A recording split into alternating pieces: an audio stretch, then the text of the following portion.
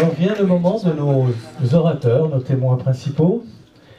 Je suis un peu fier, un peu heureux, un peu plus heureux encore que d'habitude parce qu'ils font partie de notre équipe de Metz et que, eh bien, quand on voit des personnes monter, ça nous fait. C'est pour ça aussi qu'on le fait, pour que des gens grandissent. Il y en a d'autres, hein, puis de tous âges. Mais aujourd'hui, c'est leur tour et je suis particulièrement fier de savoir que le coach Max et son épouse qui a Grâce de Bettembourg, parce qu'elle a écrit un livre sous ce nom, Grâce de Bettembourg, eh bien, je suis très fier qu'ils soient là pour donner leur témoignage. Vous allez voir, ça va encore vous toucher en profondeur. Max et Grâce. Merci Norbert. Merci Norbert. Marc 9, 23 qui dit « Tout est possible ». À celui qui croit. Soyez les bienvenus. On va rentrer dans le vif du sujet. On a beaucoup à dire ce soir. On est obligé de compresser notre témoignage. Donc ce soir, dans le vif du sujet, merci Seigneur. Oui, tout est possible à celui qui croit. Et notre union, 21 ans cette année, il fallait croire. Il fallait croire. Pour être arrivé là, il fallait croire. Nos amis, Dianké et Ruth, on les a rencontrés sur une tournée d'un chanteur. Dianké chantait. Et cette rencontre, c'est cette rencontre qui fait qu'on est là aujourd'hui. Je vais faire court. Dianké et son mari, c'est un couple chrétien qui a prié pour nous pendant 8 ans pour qu'on accepte Jésus. Aujourd'hui, on est le fruit de leur prière. 8 ans de prière et de persévérance. Pourquoi? Parce que ils savent que on s'appelle Coco et Coco. Mais je crois que la Coco là, ça doit être l'une des plus dures. Mais en tout cas, nous sommes le fruit de leur prière. Et ce soir, je prie que ici, parmi nous, il y ait des personnes qui vont se lever dans la prière et la persévérance pour que dans quelques années, d'autres personnes et d'autres couples puissent témoigner que Dieu est capable et que tout est possible à celui qui croit. Sans plus tarder, je m'appelle Grâce. Je ne me suis pas toujours appelée Grâce. À 5 ans, déjà, ça y est, le rejet, le mépris a commencé. Où ça? À la cour d'école. Des enfants comme nos enfants ici. 5 ans déjà. Grâce, c'était un prénom qui ne plaisait pas aux enfants de l'école. Donc voilà comment à 5 ans je suis rentrée en larmes chez mon père en disant papa, les enfants se moquent de mon prénom. Pourtant mon père avait choisi ce prénom, c'était un prénom qu'il aimait bien par rapport à une personne qu'il connaissait au Togo parce qu'il a été élevé par sa grand-mère au Togo. Et il aimait bien ce prénom, il me l'a donné. C'est un magnifique cadeau, c'est le plus beau cadeau qu'un père pouvait faire à sa fille aînée. Mais à 5 ans je pleurais, ce prénom m'a fait pleurer. Alors on a changé, on a dit tu vas t'appeler Grace. Je retourne à l'école avec le prénom Grace. C'était pire qu'avec Grâce. Mais ça a été une souffrance. Aujourd'hui, on en rit, mais ça a été une souffrance pour moi. Et voilà comment j'ai commencé dans la vie. Donc, mon père m'a dit, prends le deuxième prénom, Gladys. Après, je vous expliquerai jusqu'à quel âge le prénom Gladys est resté. Je vous expliquerai par la suite, pas tout de suite. Donc voilà, 5 ans, 6 ans, 7 ans. Événement marquant, j'ai 7 ans, mon petit frère Herman qui me suit de 2 ans, il a 5 ans, et nos parents divorcent. Ils divorcent. On a une petite sœur, Bénédicte, trop petite pour rester avec nous. Mon père décide de prendre un billet d'avion pour ma mère et pour ma petite sœur. Aller simple, sans retour. Sa compagne, Nadine à l'époque, sa compagne, qui est encore sa compagne aujourd'hui, ils nous font dire, écoutez bien, ils nous font dire à un garçon de 5 ans et à une fille de 7 ans, vous allez dire à votre mère que vous ne voulez plus vivre avec elle, mais que vous voulez vivre avec votre père et avec sa compagne. Quand on a 7 ans, on ne réagit pas. On répète bêtement. Ça sera la dernière parole que je prononcerai à ma mère, sans savoir qu'elle allait partir, parce que par la suite, je m'attendais à la revoir. Même nos courriers étaient fliqués. On ne pouvait pas écrire ce qu'on voulait. Il y a une lettre, je me souviens, mon père avait dit « Je vous embrasse » ou quelque chose, un bisou. Oh, notre lettre a été déchirée, il fallait la recommencer. Parce qu'il y avait un petit peu d'amour, un petit peu d'enthousiasme, de douceur. C'était trop. Donc on nous arrachait nos courriers, on nous fliquait les courriers, on ne pouvait pas communiquer avec notre mère comme on pouvait. Alors j'ai été frustrée de cette situation et on a vécu 10 ans sous le toit. J'ai vécu 10 ans avec mon père et sa compagne. Elle a fait ce qu'elle pouvait, Nadine, elle nous a superbement éduqués. Là je la remercie pour les 10 bonnes années qu'on a passées, en tout cas pour tout ce qui est de la politesse, pour ce qui est du respect. Elle a fait de son mieux pour nous inculquer les bases, la propreté, la cuisine, le rangement. En tout cas je la remercie pour les valeurs qu'elle m'a transmises ici, jusqu'à aujourd'hui, même si au niveau du caractère et au niveau des blessures, mais il y avait quand même un manque. Je manquais de ma mère. Ce qui m'a poussée à quitter le foyer un peu avant mes 18 ans. J'étais toujours scolarisée, donc j'ai quitté le foyer, j'ai retrouvé une famille qui devait m'accueillir une semaine, mais ils m'ont accueilli 1 an. À la base, une semaine, je devais intégrer un foyer, ça n'a pas marché, ils m'ont dit non, tu vas rester là, je suis restée 1 an. Et ensuite, j'ai intégré la famille du garçon avec qui je vivais à l'époque, avec qui je suis restée aussi 4 ans et demi. Ils m'ont accueillie, j'ai vécu chez la maman d'abord, elle s'appelle Nadine, je la remercie aussi. Et ensuite, j'ai vécu avec ce jeune homme pendant 4 ans et demi. Voilà comment j'ai débuté dans la vie, voilà comment j'ai grandi avec ce manque, avec l'esprit de rejet, avec l'esprit de mépris. Voilà comment j'avais du mal à trouver mon identité. Étant jeune, j'avais les cheveux courts, j'ai eu les cheveux courts longtemps. C'était rare que mes parents voulaient bien me mettre des tresses. Donc je ressemblais à un garçon. Et je me souviens que dans les années collège, dans les années lycée, quand je allais à l'école souvent, ayant les cheveux courts de dos, souvent on m'appelait Herman, en pensant que c'était mon frère, parce qu'on se ressemble beaucoup. Et quand je me retournais, je disais, ah non, c'est toi, c'est Gladys. Moi j'ai dit oui, c'est Gladys. Donc je me trouvais pas belle, je ne m'aimais pas en fait. Hein. Et je me disais, mais comment je vais pouvoir rencontrer un garçon? Et bien sûr, quand on est adolescente et qu'on ne plaît pas physiquement, ben, on a une façon perverse, je dirais, d'aller à la rencontre des garçons. Donc ben, c'est là que ça a commencé à vouloir, à vouloir jouer au jeu de la séduction et laisser aller des fois un peu loin. Mais Dieu merci, j'ai toujours été préservée. Dès le plus jeune âge, je sentais en moi que j'avais une protection.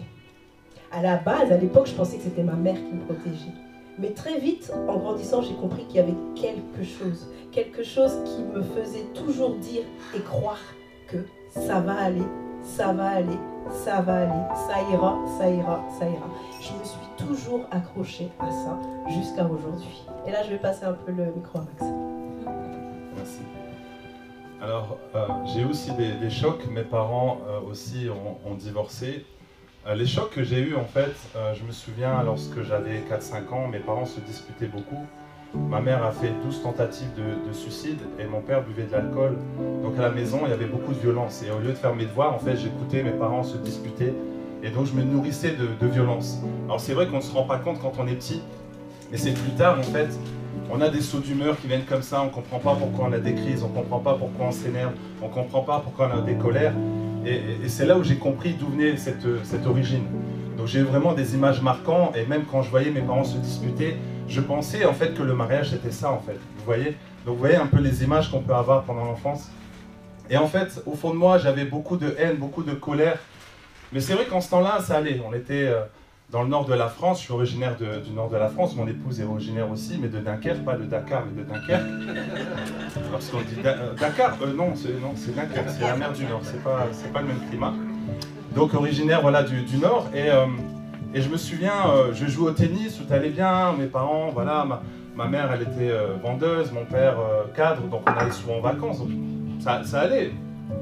Mais le jour où mon père nous a dit que nous allons partir sur l'île, parce que mon père était muté, donc c'était en mars 1992, et il me dit, bah, tu vas devoir intégrer un collège. Et je me souviens, le proviseur a dit, surtout ne va pas au collège Verlaine, parce que là, c'est tous les délinquants vont là, n'y va surtout pas. Alors je rentre chez moi, mon père me dit, ça y est, je t'ai inscrit dans une école. Devinez, le collège Verlaine. Exactement. J'ai dit, papa, t'es sûr que tu peux pas me mettre dans un autre collège? Il me dit, non, on n'a pas le choix, il n'y a plus de place. Ah oui, forcément, là, il y avait de la place, parce que mes parents ne voulaient pas mettre leurs enfants là-bas. Je dis, bon, bah, on va voir comment ça va se passer. Mais imaginez, en mars 1982, vous arrivez en plein milieu de l'année. Donc quand vous arrivez, vous devez quand même un peu vous imposer, n'est-ce pas? Donc je me souviens, j'étais habillé tout en jean, j'avais plaqué mes cheveux, je me suis dit bon, quand même un peu de style quand j'arrive. Et là, les jeunes me regardent, ils disent c'est qui celui-là? Et là, je me suis dit waouh, j'ai intérêt de faire attention à mon attitude. Et là, à la cour de récréation, on m'a dit t'es le petit nouveau, on m'a dit oui, on va te souhaiter la bienvenue. Je dis bah super, on va peut-être m'apporter un petit cadeau, des chocolats ou peut-être un ballon de foot, je sais pas. Et ils me disent bah on est 400 élèves ici, on doit tous te donner un coup de poing dans le ventre. C'est le bisoutage. Là, je me suis dit, bon, qu'est-ce que je fais? Soit je me laisse faire, ou soit je deviens un rebelle. Et j'ai choisi d'être un rebelle. Toute la haine qu'il y avait en moi, que j'écoutais en fait quand j'entendais mes parents, là, j'ai commencé à me rebeller. Donc j'ai commencé à racketter les gens dans la rue, j'ai commencé à voler des voitures, je retournais les voitures quand le voisin venait et me parlait mal. Je disais avec les potes, allez, on va prendre la voiture, on la retournait. C'était notre jeu. J'étais très violent, il ne fallait pas me regarder. Là, vous êtes en train de me regarder. Heureusement, j'ai été restauré par le Seigneur. Et là, j'aurais dit, on ne me regarde pas comme ça. En fait, je cherchais un moyen d'exprimer ma colère. Et comme à la maison, je n'étais pas écouté, parce que mes parents, en fait, ils étaient plus à régler leurs problèmes. À l'école, c'était l'échec scolaire, donc je me suis dit, l'école ne veut pas de moi. Les parents ne veulent pas de moi. La société ne veut... Voilà, on fait un peu son petit Calimero, on fait sa victime. Mais en fait... Au fond de moi, je souffrais énormément. Je faisais caïd à l'extérieur, mais au fond de moi, je souffrais. Je pleurais, en fait, dans ma chambre. Et je me frappais, en fait. Je me frappais. Je me souviens, quand on avait vendu la maison, il y avait des trous partout. Les gens me disent, mais c'est quoi? Ah, ça, c'est mon fils. Donc, je tapais, en fait, dans le mur. Je me frappais la tête contre le mur. Et je voulais me suicider, en fait, plusieurs fois. Parce que je ne m'aimais pas. Et j'ai aussi vendu de la drogue. Voilà. Alors, c'est vrai que... Pour la mathématique, ça allait à l'école parce que quand il fallait couper les barrettes de shit, ça allait, c'était pas mal quoi. Là, au niveau business, ça allait. Puis au niveau du sport, parce que quand la police elle court après vous, il fallait avoir une bonne condition physique. Mais sinon, le reste, c'est vrai que voilà, ce sont plutôt les études qui m'ont poursuivi. Je n'ai pas poursuivi les études. Et ça a été très difficile. Donc quand vous êtes comme ça, vous dites, voilà, qu'est-ce que vous allez faire dans votre vie? En fait, ce qui me manquait, c'était quoi? C'était de l'amour. J'avais besoin d'amour. Mais je croyais en Dieu. Comme grâce, en fait, j'avais peur de rien. Je me souviens, une fois, on était parti en vélo, et puis on faisait souvent des courses, et on disait, c'est le premier qui arrive à 11 km de là. Mais en fait, c'est le premier qui arrive. On n'avait pas parlé de feu rouge ou quoi que ce soit. Et nous, on fonçait. Et à un moment donné, une voiture, elle a failli me renverser, et hop, j'ai fait, hop, et j'ai ri. En fait, je vois encore la tête de mes potes. Ils étaient tout blancs, ils m'ont regardé, ils m'ont dit, t'es fou? Je dis, mais non, je suis protégé, je ne crains rien. En fait, je déclarais déjà, je ne crains rien. Parce que quand je marche dans la vallée de l'ombre de la mort, je ne crains rien, Dieu est avec moi. Amen. Mais en fait, je le disais, mais sans savoir que c'était Dieu.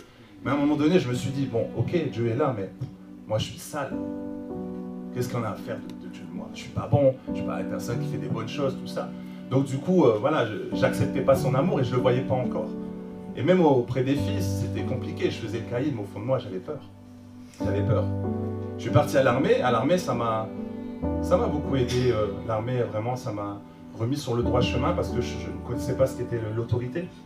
Donc j'ai appris ce que c'était l'autorité, la cohésion.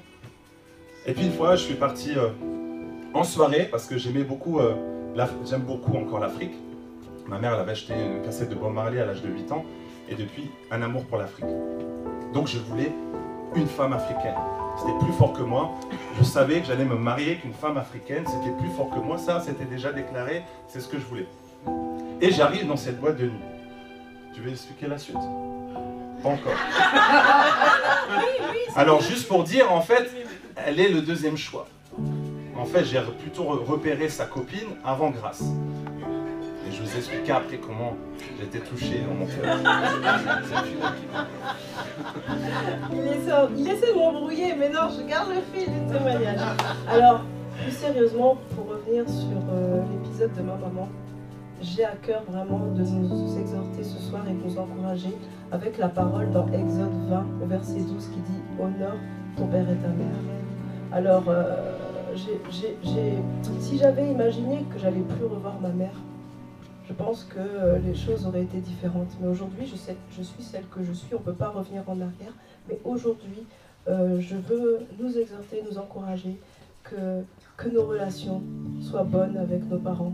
Que malgré tout ce qu'ils ont pu faire, ils ont fait des erreurs parce qu'ils n'avaient pas la connaissance. Et que si nous aujourd'hui on a une connaissance, une certaine connaissance, qu'on puisse aller les voir en leur expliquant ce qu'on sait pour chercher la réconciliation. Ou bien que l'un d'entre nous puisse aller voir son parent pour lui demander pardon, pour faire sa part de don. Le pardon, c'est la part de don. Même si en retour on ne reçoit pas le pardon, qu'au moins on puisse faire sa part de don. C'est très important. La Bible nous dit d'honorer son père et sa mère pour vivre longtemps. Donc vraiment, je nous exhorte à ça. Je continue alors, Max parlait de notre rencontre, mais avant notre rencontre, il y a quelque chose que je voulais vous expliquer.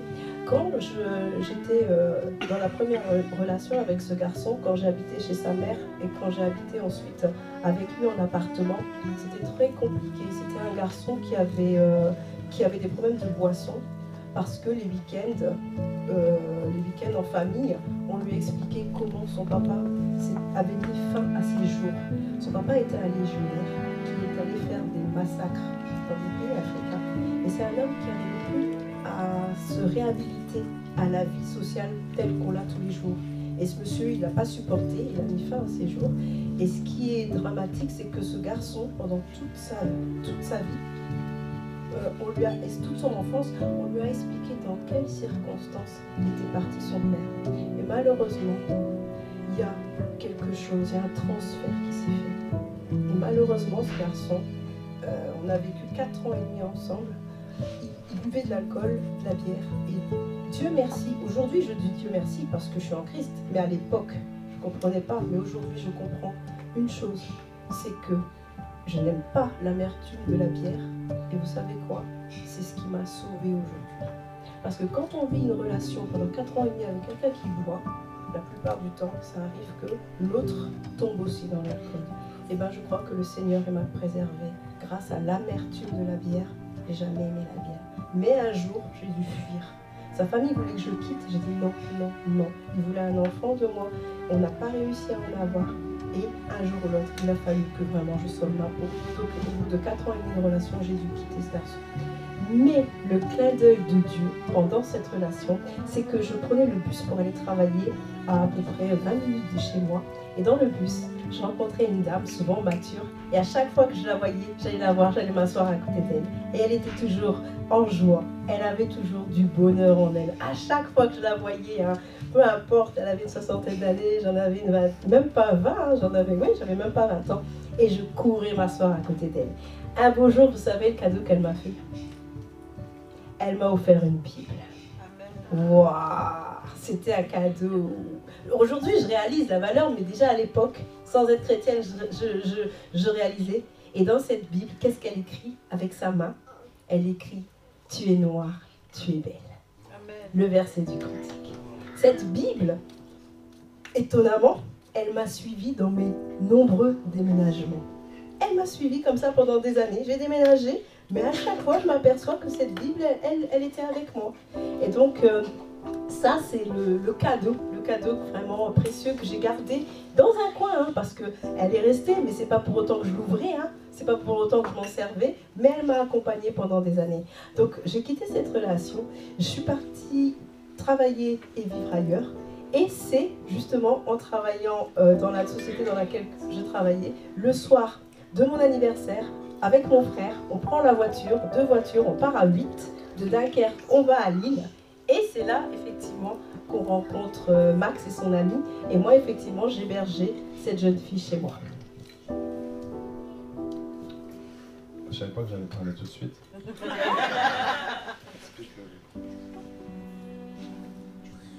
Alors, je reviens sur les problèmes de santé, à la demande de Max. Donc, je fais un petit saut en arrière. Quand j'ai quitté le garçon avec qui j'étais, j'ai commencé à développer un problème au niveau de l'abdomen. C'est-à-dire que j'ai commencé à gonfler. Ça ne ressemblait pas du tout à une grossesse. C'était vraiment quelque chose qui me prenait vraiment tout l'abdomen et qui me commençait à me compresser les poumons. Donc je suis arrivée à l'hôpital un vendredi soir et on m'a gardée. On m'a posé toutes les questions possibles et inimaginables. On a fait une biopsie, c'est-à-dire qu'on a extrait un peu de liquide. Et il faut savoir que pendant plusieurs heures, on m'a mis une seringue dans le ventre et ça a rempli 3 jarres de 2 litres de liquide brun. Et en fait, ils ont pris une partie de ce liquide et ils sont partis tout le week-end jusqu'au lundi faire des examens pour savoir ce que c'était. Donc pendant 3 jours, je suis restée sans savoir ce que j'avais. Je pouvais ne plus quitter l'hôpital, on ne savait vraiment pas ce que j'avais. Et quand les docteurs sont revenus la semaine suivante avec les résultats, ils m'ont dit, madame, vous avez de l'endométriose. Donc si vous ne savez pas ce que c'est en fait la peau, la muqueuse de l'utérus avec le cycle menstruel qu'on connaît. Ce phénomène va traverser la paroi de l'abdomen, le diaphragme, et va venir faire le même effet en bas et en haut. Mais en haut, ça ne peut pas s'évacuer. Donc en fait, j'avais gonflé comme ça pendant des mois et des mois, et j'étais en train d'asphyxier les poumons en fait. Alors je vous dis, quand je suis sortie de là, j'ai perdu 8 kilos, parce que les 7 litres plus là, j'étais squelettique, vraiment. J'étais en dessous des... Je crois que j'étais au record, j'étais en dessous des 50 kilos, et j'avais 20 ans. Donc c'est là que j'ai appris que j'avais l'endométriose, et on commençait bien sûr tous les ans, pendant une dizaine d'années, des opérations, des coloscopies, tous les ans. 2000, c'était la première année, c'était la première fois, c'était en France. Je rencontre Max, et au Luxembourg, ça va continuer comme ça. Il y en aura une dizaine, mais je vous rentrerai un peu plus dans les détails après. Alors me voici dans la soirée.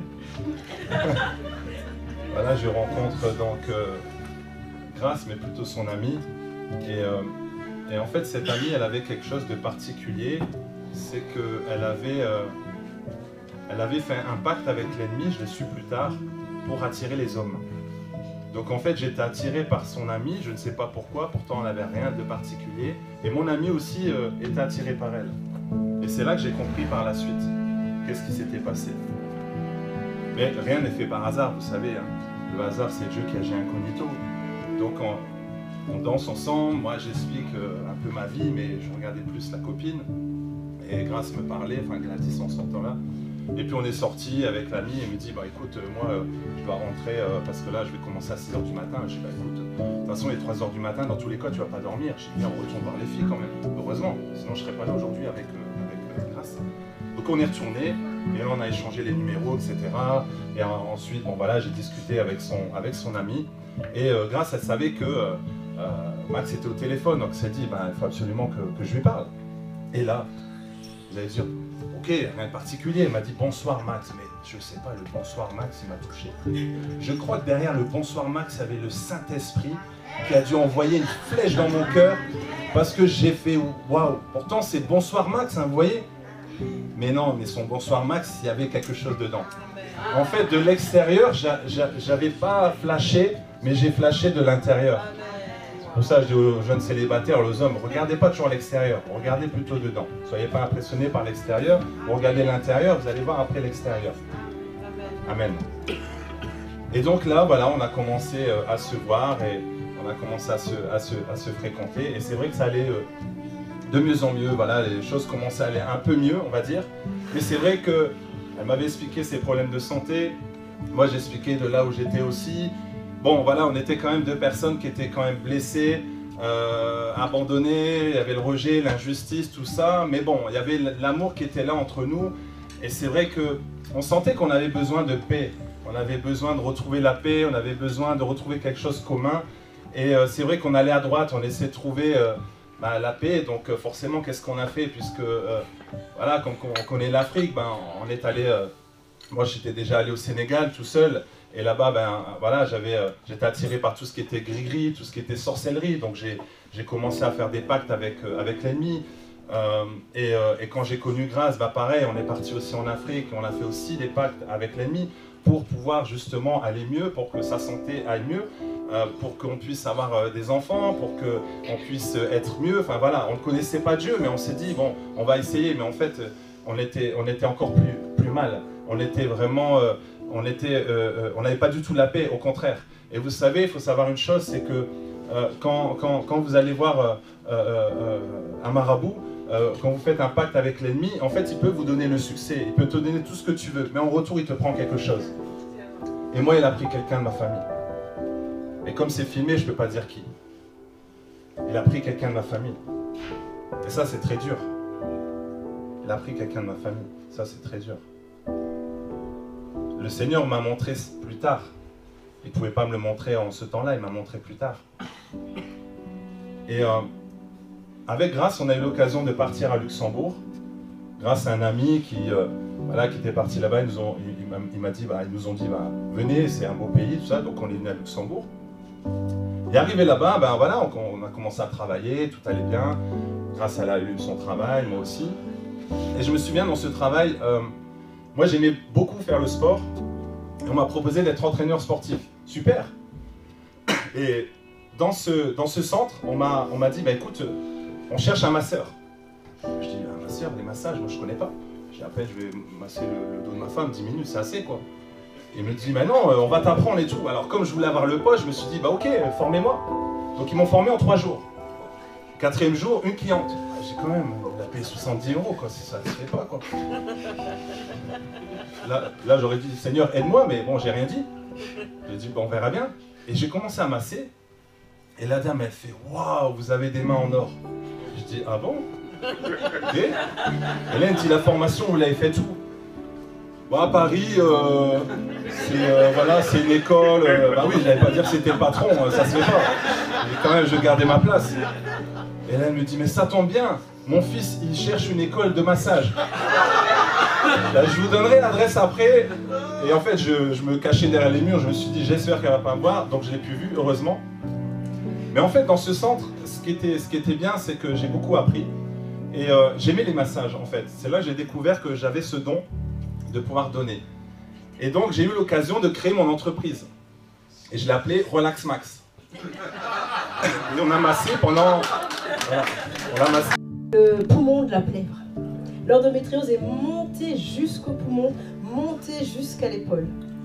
À tel point que je travaillais, tous les mois c'était des douleurs. Donc tous les mois, les jours de menstru, c'était 3 jours à la maison.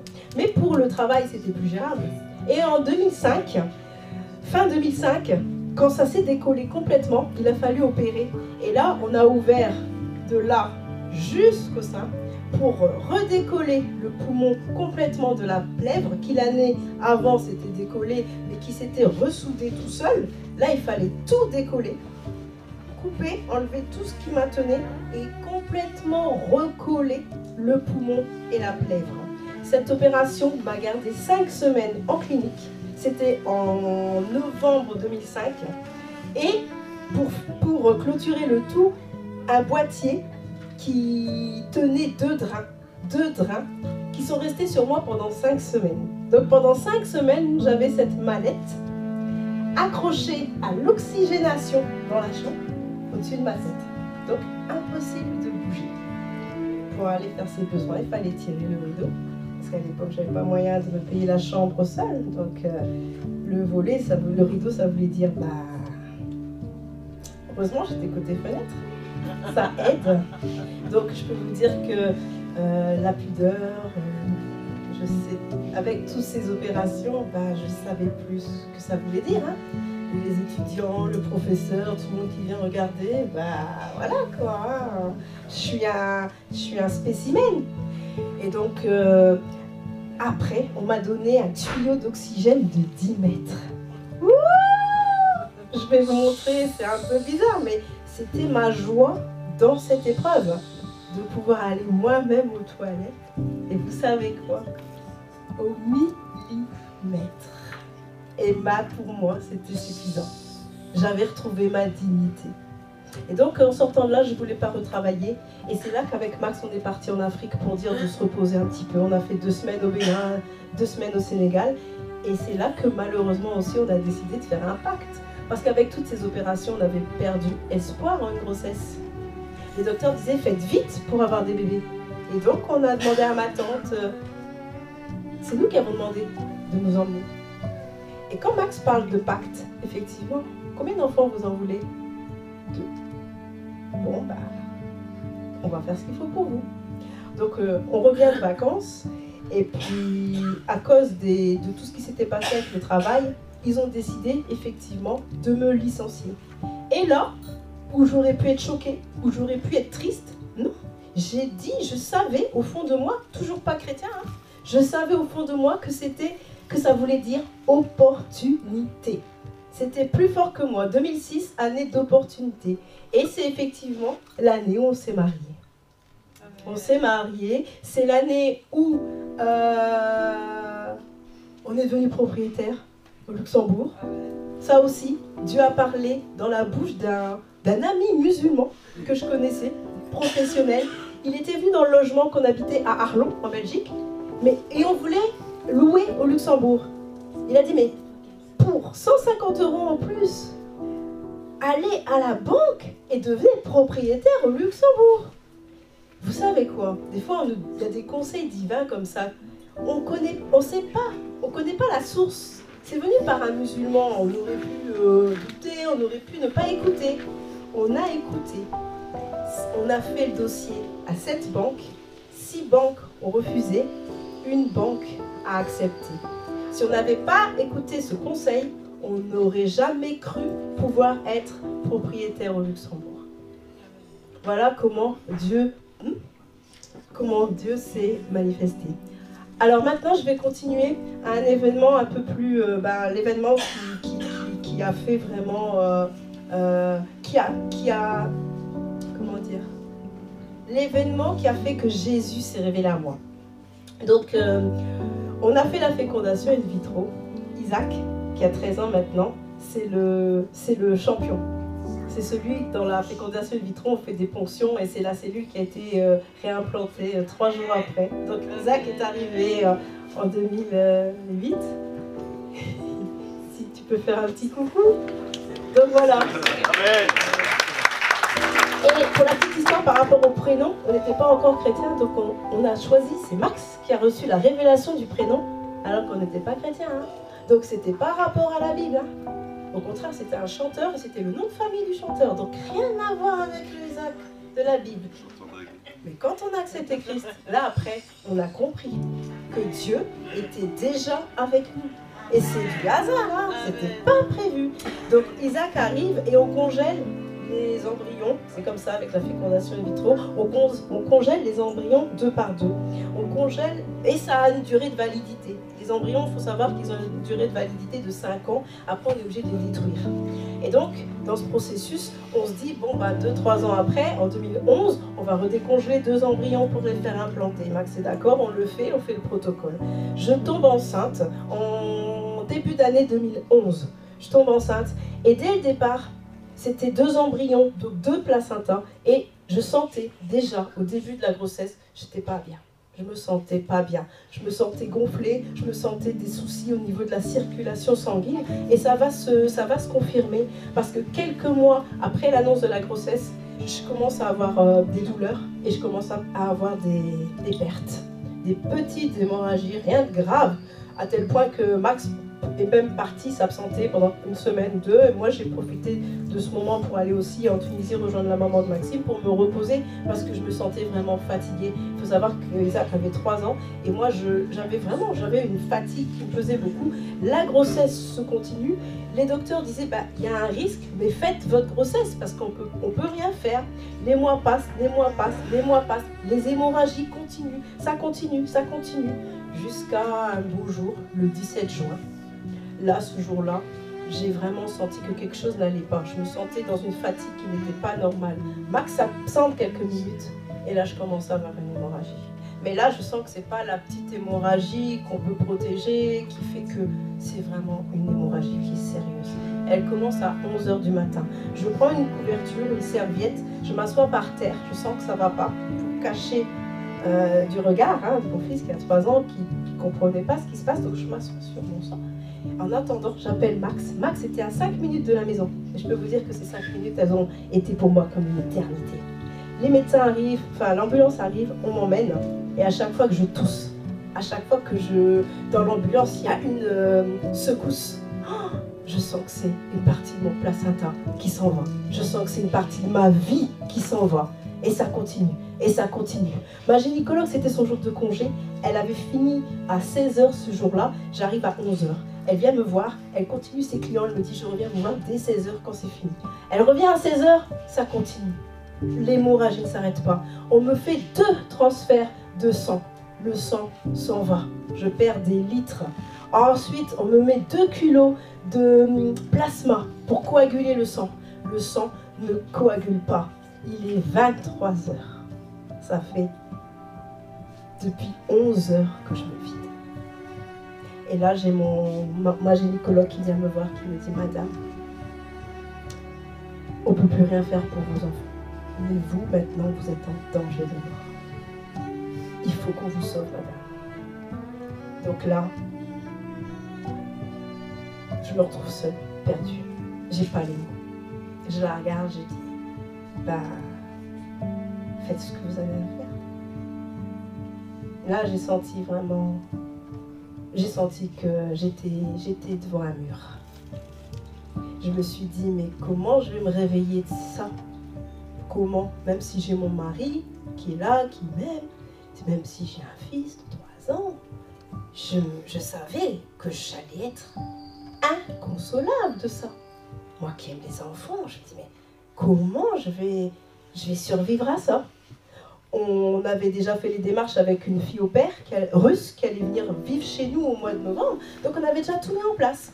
Je me dis, comment je vais sortir là au niveau de la tête? Comment je vais psychologiquement me remettre de ça? Et puis je pars au bloc. L'opération se fait par anesthésie générale. On est en salle de réveil. Et l'infirmier a bien fait son travail parce que normalement je ne devais plus me réveiller. Mais à l'époque, j'arrivais pas à mettre des mots sur ce que je ressentais. Parce que quand on se réveille d'une opération comme celle-ci, on est drogué bien sûr. Hein, je pense, on a une infirmière ici, on est drogué, on nous donne des sédatifs, on nous donne des choses pour nous calmer. Et là, je me suis réveillée quelqu'un d'autre. J'ai senti qu'il y avait quelque chose. Il y avait cette voix-là qui était là depuis l'enfance. Mais là, c'était... Waouh, c'était multiplié, c'était autre chose, c'était bien, c'était réconfortant, voilà, c'était réconfortant. Et donc je me réveille et puis je sens quelque chose, je me sens soutenue, voilà, je me sentais soutenue et encouragée. Je me sentais de nouveau, c'est quelque chose qui va te faire rebondir. Voilà, c'est ce que je ressentais. C'est pas quelque chose qui voulait te tuer, c'est quelque chose qui pouvait te tuer, mais c'est quelque chose qui va te faire rebondir. Donc on m'explique comment ça s'est passé. On me demande si je veux voir mes enfants. Et là, je dis oui. Pouf. Donc, on me les amène tous les deux dans un berceau, tous les deux côte à côte. Il y en avait un qui avait un petit bonnet vert, il y en avait un qui avait un petit bonnet orange. Et je me vois encore mettre la main, mais pas trop. Je me vois les frôler, mais je ne voulais pas sentir le froid de la mort. Mais c'était les miens. Et je voulais quand même... C'était une façon de leur dire au revoir. Ouais, c'était une façon de leur dire au revoir. Et donc, ils partent avec le berceau. Et je crois que je réalise toujours pas que c'est eux que j'ai vus, en fait. Donc, je vais dans ma chambre et la psychologue vient me voir, elle parle avec moi, mais elle essaie de me soulager, elle essaie de me réconforter, mais je sentais que j'en avais pas besoin. Elle m'a laissé sa carte, je l'ai rendue, je ne l'ai pas rappelée. Par contre, un phénomène bizarre, les infirmières venaient m'expliquer leur fausse couche. Les infirmières venaient me faire leur témoignage des membres de leur famille qui avaient vécu des fausses couches. Et j'étais bizarre, c'est bizarre à dire, mais j'étais pas en paix, mais j'étais optimiste. Par contre, il y a un événement aussi un peu dur, c'est la première fois que j'ai posé les pieds à terre après l'opération pour aller moi-même aux toilettes. Là, j'ai senti l'absence, j'ai senti la perte, vraiment, physiquement. Et là, vraiment, ça a été un choc, parce qu'il y a à peu près 15 kilos qui ont disparu. Et là, quand j'ai posé les pieds au sol, j'ai crié, mais c'était pas un cri, c'était un cri surtout qui était intérieur. C'était extérieur, hein, mais c'était surtout un cri des entrailles. Quand j'ai senti le vide, en fait. Et j'ai dit, waouh. Et en même temps que j'ai crié, j'ai senti aussi bien de la douleur, mais aussi bien de la consolation. Aussi bien de la douleur, mais aussi l'espoir. J'ai senti l'envie de me battre à nouveau. Et donc voilà comment, dans quel état d'esprit, je suis sortie de cette clinique en me disant, allez, Max est là, Isaac est là, on continue. Alors les docteurs ont refusé de réimplanter encore 2 embryons 2 ans après. Ils en ont réimplanté qu'un, bien sûr, parce qu'ils se sont dit qu'une grossesse double chez moi, ça allait faire beaucoup. Et c'est comme ça que Ruben est né en 2013. Et là, le prénom Ruben, il a été choisi par rapport à la Bible.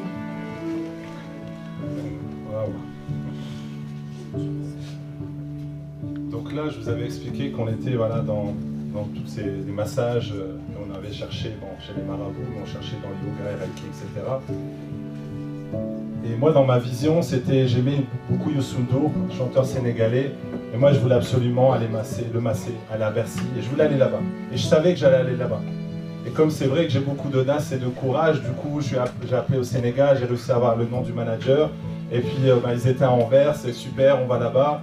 Et moi j'attends, on est avec Grace, on attendait, on voit le bus et tout, je vois super, et je vois qu'il sort, et là je fais signe à la manager, elle me dit « Ah t'es le masseur, ben viens !» Donc super, on rentre, et là en fait on voit plein de musulmans, puisque voilà le groupe sont d'origine musulmane, et on voit une personne au milieu, différente, une lumière différente, c'était Djanké. Et je ne sais pas ce qui s'est passé, en fait tout de suite ils ont dit il y a ta sœur, Djanké, il y a ta sœur qui est là. Alors ils avaient déjà prophétisé, effectivement, et Djanké dit ma sœur, bah non, elle ne doit pas être là. Et donc elle se retrouve à deux en train de discuter. Et d'ailleurs Youssou N'Dour il est venu, il a dit ah mais c'est ta sœur.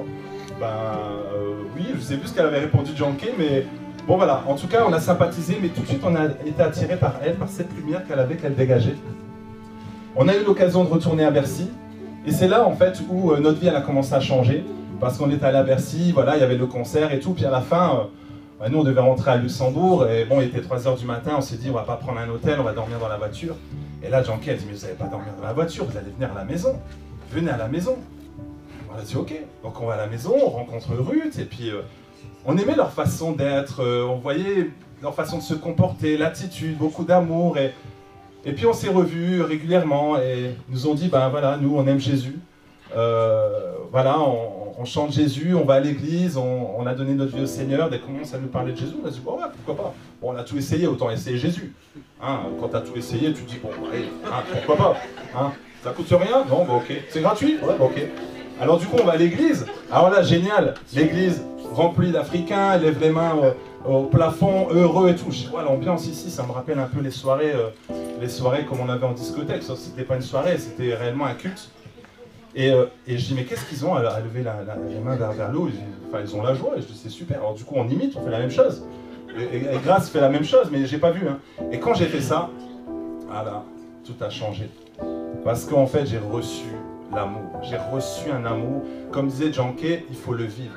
Et j'ai reçu une paix, j'ai reçu un amour, j'ai reçu une restauration, je me sentais tellement bien, je sentais que le papa il me prenait dans ses bras, ça faisait tellement du bien. Mais moi je dis, ouais, j'espère que ma femme m'a pas vu la honte et tout. Et voilà, j'étais comme voilà, je suis un homme quoi, je dis, ouais, j'espère qu'elle m'a pas vu, alors je regarde comme ça et tout. Elle, pareil, elle était en train de pleurer, elle avait aussi levé les bras, donc boum, elle avait reçu l'amour de Dieu. Et là c'était puissant, vraiment, oh, Dieu nous a touchés. Mais c'est là où, quand on est retourné chez nous, ben, on a encore été à droite, à gauche. Et là, 1 an, 2 ans, 3 ans, 8 ans, on n'avait toujours pas accepté le Seigneur, parce que le Seigneur avait tendu la main, mais il fallait qu'on l'accepte. Jésus est gentleman. Tant que tu ne viens pas à lui, il ne vient pas à toi. Ben, c'est pour ça, les gens me disent, non mais je ne crois pas en Dieu, regarde ce qui se passe. Je dis, bah ouais, mais bon, il faut l'appeler, appelle-le, il va venir. Il est gentleman, voilà, il nous a donné le libre arbitre, n'est-ce pas? Et là, je me souviens, j'ai dit, au secours. Parce qu'en fait, le diable, parfois, il me disait « roule, roule, et vas-y, fonce, fonce ». Et j'avais des moments comme ça où je sentais que mon esprit commençait à vraiment partir vraiment dans un délire total, en fait. Parfois, il me disait « allez, va te pendre, va faire ci, va te jeter, personne t'aime et tout ». Et là, j'en avais marre, j'étais au secours, j'en peux plus cette voix. Et donc, j'envoie à plusieurs amis, dont Djanké, et Djanké, elle sourit. Je me souviens, elle avait souri, elle avait dit, mais c'est le moment, il faut accepter le Seigneur, ça y est, c'est le go là. Parce qu'elle savait qu'elle attendait, eux ils priaient, ils pliaient les genoux pour nous, et s'est dit à un moment donné, voilà. Nous on a fait notre part, on a semé, on a fait notre part. C'est pour ça, on est bénis de les avoir ce soir, c'est quand même merveilleux, le Seigneur nous a bénis, c'était pas prévu. Hein. Et on a su ça vraiment au dernier moment, vous voyez comment le Seigneur, comment il fait les choses. Et c'est là ils nous ont dit, allez, venez à Paris. On est allé à Paris, ils nous ont fait répéter la prière du salut et là, notre vie elle a commencé à changer. Dès qu'on a dit Seigneur, je t'accepte en tant que Seigneur et Sauveur, on l'a fait à deux, notre vie elle a changé. On s'est dit ouais mais il faut une assemblée, t'inquiète pas, Dieu va gérer. On est retourné à Luxembourg et là il y a une église qui s'est créée. Mais là il y a une personne qui est venue, alors c'était pas la dame qui avait donné la vie, mais c'était une autre personne qui était en mission. Je pense que c'était un ange qui est passé par là et dit à Grasse, ben, on a une des personnes qui étudie la Bible, qui prie, est-ce que vous voulez les voir? Bah oui, pourquoi pas. Donc on a commencé à être avec eux, on a étudié la Bible, on priait avec eux, et puis après ces personnes sont parties. Leur mission elle était terminée, ils sont repartis aux États-Unis, et c'est là où l'église a commencé, c'est Luxembourg, et c'est là où on a démarré. On a démarré à servir, on a commencé à grandir, vraiment la colère qu'on avait en nous, elle s'est transformée en amour, en paix, on a commencé à manifester vraiment les choses de l'esprit. Moi, j'avais lu dans la Bible, vous imposerez les mains aux malades et en mon nom ils seront guéris. J'ai dit, il n'est pas marqué pasteur, il n'est pas marqué évangéliste. En mon nom, ok. Seigneur, je vais au champ, amène-moi des malades, j'attends. Ma main est prête, j'attends. J'ai jamais vu autant de personnes passer en train de boiter avec une canne, fauteuil roulant. Je dis super, monsieur s'il vous plaît, je peux vous toucher, enfin c'est Jésus qui veut vous guérir. Et boum, et les gens étaient guéris. Waouh, j'ai dit mais super, ça fonctionne. Et moi je voulais vivre les choses de la Bible et je vais encore vivre les choses de la Bible. J'ai ce feu en moi en fait, le feu que j'avais déjà étant petit, en fait ce feu s'est manifesté. Vous voyez, le Seigneur ne fait pas les choses par hasard en fait. Si on n'avait pas vécu ces épreuves, on ne serait pas là aujourd'hui en train de témoigner. Donc je bénis le Seigneur des épreuves. Je bénis le Seigneur parce qu'on est devenu plus fort. On est devenu plus enragé pour le Seigneur. On est devenu plus enragé pour détruire tous les œuvres des ténèbres. Voilà, lorsque je parle là, les démons fuient. Voilà, c'est ça quand on parle, les démons fuient, c'est ça. On a le feu en nous. On sait le Seigneur, on sait de là où il est venu nous chercher.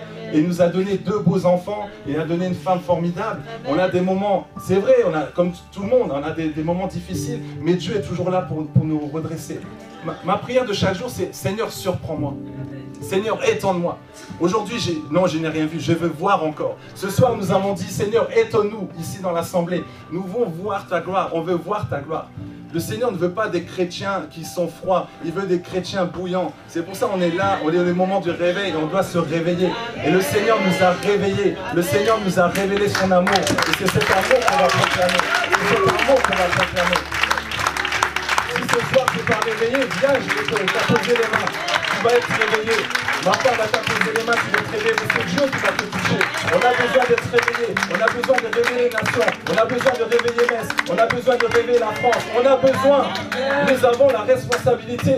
Parce que si tu ne le fais pas, ce sont les musulmans qui vont faire, ce sont les bouddhistes qui vont faire le travail à notre place. On doit se réveiller. Et c'est ça qu'on a vraiment compris. C'est pourquoi on est là ce soir pour témoigner, pour vous expliquer de là où le Seigneur est venu nous chercher. Mais il y a une chose qu'on croit. C'est quoi? Cette parole qui dit « Tout est possible à celui qui croit. » Amen.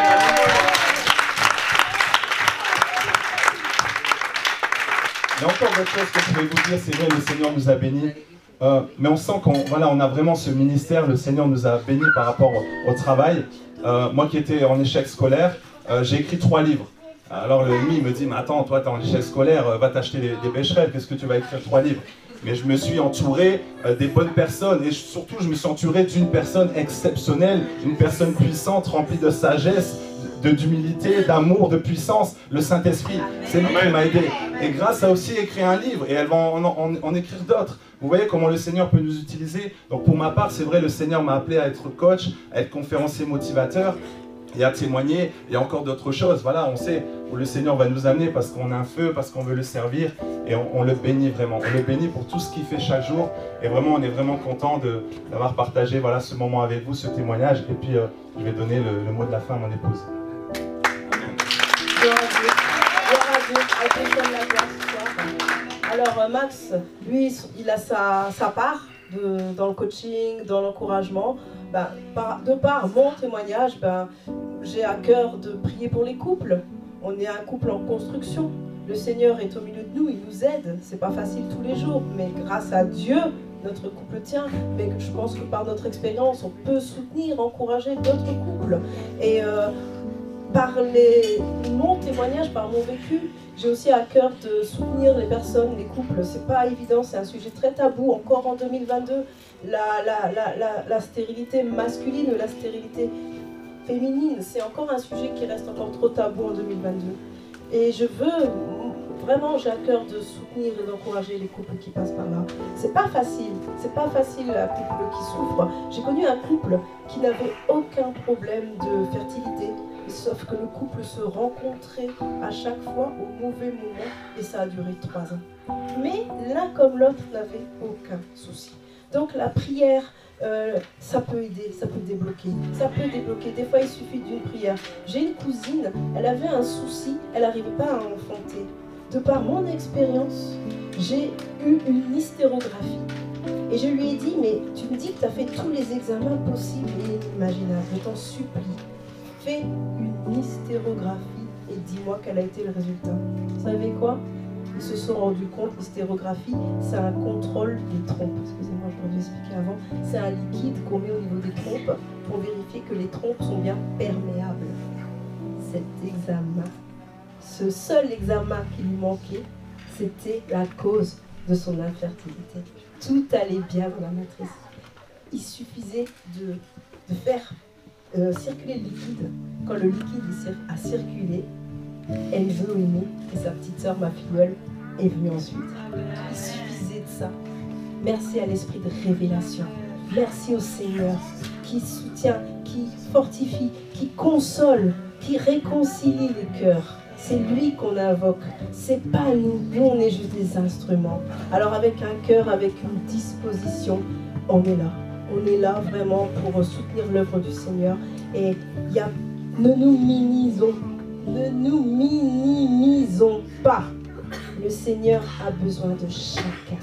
Du plus petit, de la plus petite au plus grand. Le Seigneur veut se glorifier au milieu de chacun. Chacun a de la valeur. On est là, ici, c'est pas un hasard. On est des instruments du Seigneur. L'eau, les écluses des cieux sont ouvertes. Ce soir, l'eau a coulé. L'eau a coulé. L'eau, elle ruisselle. Il y a quelqu'un dehors qui a besoin de vous. Il y a quelqu'un qui a besoin de votre témoignage. On a chacun des témoignages uniques. Mais quelqu'un dehors a besoin d'entendre ce témoignage. Max l'a dit, quand on garde un témoignage pour soi, c'est de la non-assistance à personne étrangère. Merci Seigneur. Amen. Alléluia. Et moi je vais rajouter, en fait, quand vous avez un témoignage et que vous ne témoignez pas, vous êtes égoïste. Parce que votre témoignage n'est pas pour vous, mais pour les autres. Les dons que Dieu a donnés à vous, si vous ne les manifestez pas, vous êtes égoïste. Si Janké n'avait pas chanté ce soir, on aurait dit Janké est égoïste. Il ne faut pas qu'à la fin, quand vous arrivez devant le Seigneur, on a dit j'ai donné des dons, qu'est-ce qu'on a fait? Ah, j'ai trouvé des excuses, il y a eu ci, il y a eu ça, tu comprends? Non, devant le Seigneur, il y aura pas, tu ne pourras pas dire c'est à cause de...